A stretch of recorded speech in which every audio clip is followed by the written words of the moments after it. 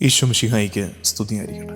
ഓരോ പ്രഭാതത്തിലും പുതിയതായി നമ്മെ തേടി വരുന്ന കർത്താവിൻ്റെ കാരുണ്യത്തെ, സ്നേഹത്തെ ഏറ്റുപറഞ്ഞ് ഈ ദിവസം ആരംഭിക്കാം.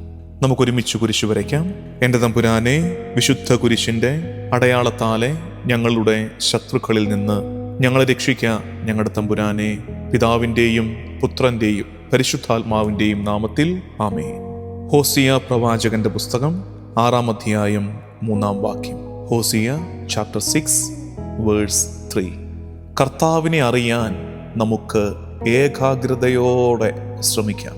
അവിടുത്തെ ആഗമനം പ്രഭാതം പോലെ സുനിശ്ചിതമാണ്. കർത്താവിനെ അറിയാൻ നമുക്ക് ഏകാഗ്രതയോടെ ശ്രമിക്കാം. അവിടുത്തെ ആഗമനം പ്രഭാതം പോലെ സുനിശ്ചിതമാണ്.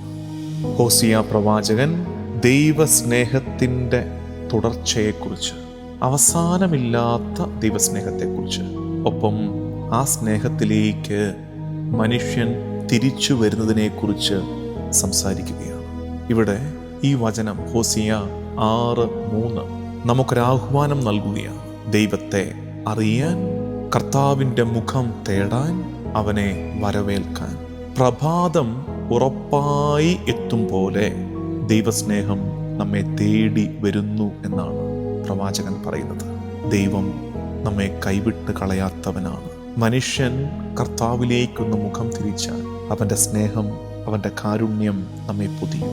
ഓരോ പ്രഭാതവും നമുക്കായി പൊട്ടി വിടരുന്നത് നമ്മൾ നിലവിളിച്ചിട്ടോ കേണപേക്ഷിച്ചിട്ടോ അല്ല.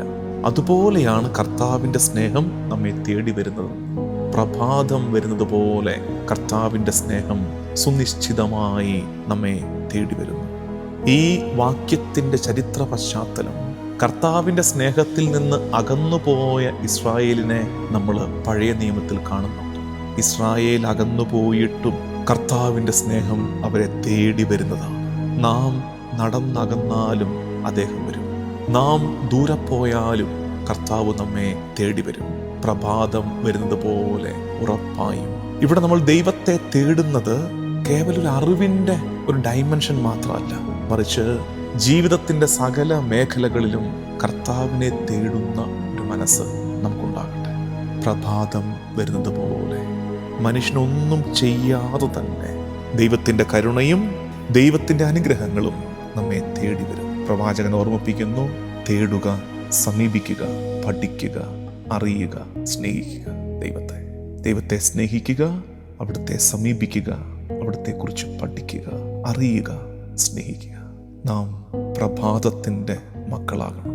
ഓരോ ദിവസവും പുതുമയോടെ, ദൈവം നൽകുന്ന കുളിർമയോടെ, ദൈവത്തെ തേടിയുള്ള പ്രാർത്ഥനയോടെ, ഒരു തുറന്ന ഹൃദയത്തോടെ, ദൈവത്തെ അറിയാനുള്ള ആഗ്രഹത്തോടെ, വചനം പഠിക്കാനുള്ള വിശപ്പോടെ, പ്രാർത്ഥനയ്ക്കുള്ള കൊതിയോടെ, പരിശുദ്ധ കുർബാനയോടുള്ള ദാഹത്തോടെ ഓരോ ദിവസവും നമുക്ക് ആരംഭിക്കാം. ദൈവത്തെ അറിയുക എന്നത് ഒരു കേവലം അറിവിൻ്റെ മേഖല മാത്രമല്ല, അതൊരു ബന്ധമാണ്, അത് പഠനമാണ്, അതൊരു ജീവിത ശൈലിയാണ്, അത് യാത്രയാണ്. പ്രിയമുള്ളവരെ, നമുക്ക് പ്രാർത്ഥിക്കാം. കർത്താവും ദൈവവുമായ ഈശോ മിശിഹായേ, ഈ പുലരിയുടെ നാഥനെ, നിന്നെ ഞങ്ങൾ ആരാധിക്കുന്നു. പ്രകാശം ചൊരിയുന്ന നിന്റെ മുഖം ഇന്നെന്നിലേക്ക് തിരിയട്ടെ. പ്രഭാത കാറ്റുപോലെ മൃദുലമായ നിന്റെ ശബ്ദം എൻ്റെ മനസ്സിൽ, ഇരുട്ടു പടർന്ന എൻ്റെ മനസ്സിൽ ആശ്വാസം പകരട്ടെ. കർത്താവേ, നിന്റെ വരവിനായി ഞാൻ കാത്തിരിക്കുന്നു. ഹോസിയ പ്രവാചകൻ പറഞ്ഞതുപോലെ, പ്രഭാതം ഉറപ്പായി എത്തുന്നത് പോലെ നീ എന്നെ തേടി വരും. കർത്താവേ, നിന്നെ അറിയുവാനും നിന്നെ തേടി അണയുവാനും ഒരു പുതിയ ദാഹം ഓരോ ദിവസവും എനിക്ക് നൽകണമേ. കർത്താവേ, നിന്റെ വചനത്താൽ എൻ്റെ ക്ഷീണിച്ച ആത്മാവിനെ നീ നവീകരിക്കണമേ. എൻ്റെ വഴികൾ നീ നേരെയാക്കണമേ.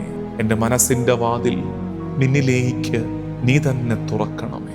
ഒരു അനുഗ്രഹത്തിൻ്റെ പ്രഭാതമായി ഈ നേരത്തെ നീ മാറ്റുകയും ഈ ദിവസം മുഴുവൻ എന്നോടൊപ്പം നീ ചരിക്കുകയും ചെയ്യണമേ. ഈ ദിവസത്തിൻ്റെ എല്ലാ വ്യാപാരങ്ങളെയും, എല്ലാ പരിശ്രമങ്ങളെയും, സങ്കടങ്ങളെ, പദ്ധതികളെ, നമ്മുടെ ഭയങ്ങളെ ഒക്കെ കർത്താവിന് കൊടുത്തു ഈശോയുടെ ആശീർവാദം സ്വീകരിക്കാം. നമ്മുടെ കർത്താവ് ഈശോ മിശിഹായുടെ കൃപയും പിതാവായ ദൈവത്തിൻ്റെ സ്നേഹവും പരിശുദ്ധാത്മാവിൻ്റെ സഹവാസവും എന്നും എല്ലാ കാലവും കൂടെ ഉണ്ടായിരിക്കട്ടെ, ഇപ്പോഴും എപ്പോഴും എന്നേക്കും. ആമേൻ.